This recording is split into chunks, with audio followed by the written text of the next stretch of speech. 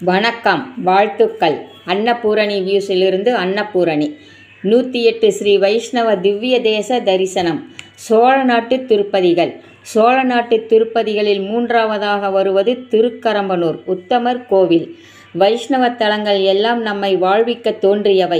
எத்தனை தவறுகள் தெரிந்து செய்தாலும் தெரியாமல் செய்தாலும் அதற்குரிய பலன்களை நாம் அனுபவிக்கும் பொழுது நாராயணா என்று ஒருமுறை மனமுவந்து பெருமாளை சரணாகதி அடைந்துவிட்டால் அத்தனை பாவங்களும் விலகி கஷ்டங்கள் மறைந்து ஆனந்தமான இல்வாழ்க்கை, குடும்ப வாழ்க்கை, தொழில் முன்னேற்றம் அடையலாம் என்பது அசைக்க முடியாத சித்தாந்தம்.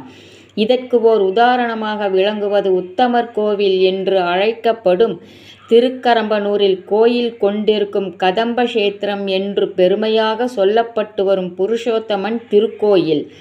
இது திருச்சி விழுப்புரம் செல்லும் ரயில்வே பாதையில் இருக்கிறது. ஸ்ரீரங்கத்திலிருந்து திருவெல்லாரை போகும் பேருந்திலும் செல்லலாம்.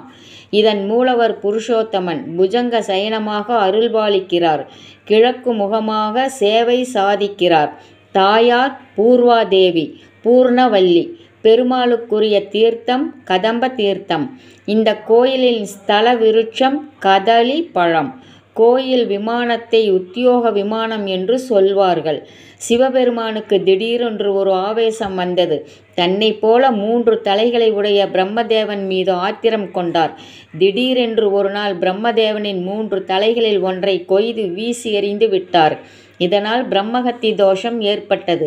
தன் கையிலிருந்து விலக மறுத்த கபாலத்தை கண்டு பிரம்மதேவனுடைய சாபம் ஏற்பட்டு விட்டதை அறிந்த சிவபெருமான் தன் கையிலிருந்த கபாலம் விலகவும் பிரம்மதேவரின் சாபம் நீங்கவும் என்ன வழி என்று விஷ்ணுவிடம் கேட்டார்.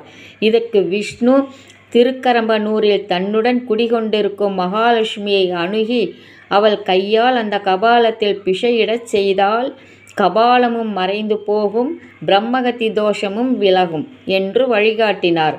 விஷ்ணுவின் இந்த யோசனையை ஏற்றுக்கொண்டு சிவபெருமான் திருக்கரம்பனூர் கோயிலுக்கு பிச்சாண்டவராக வந்தார்.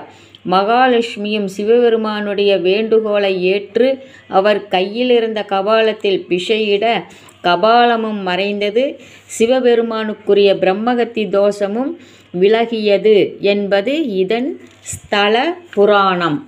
திருமங்கையாழ்வாருக்கும் கதம்ப மகரிஷிக்கும் உபரி சரவசு முனிவருக்கும் பெருமாள் நேரிடையாகவே தரிசனம் கொடுத்த தலம். திருமங்கையாழ்வார் மங்களாசாசனம் செய்திருக்கிறார்.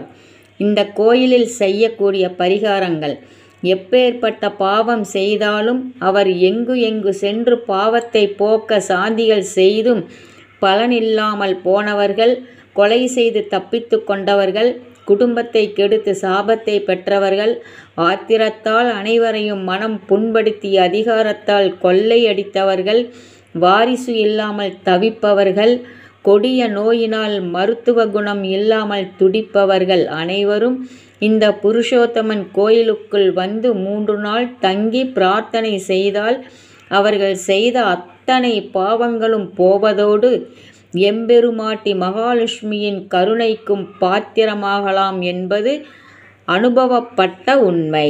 நன்றி.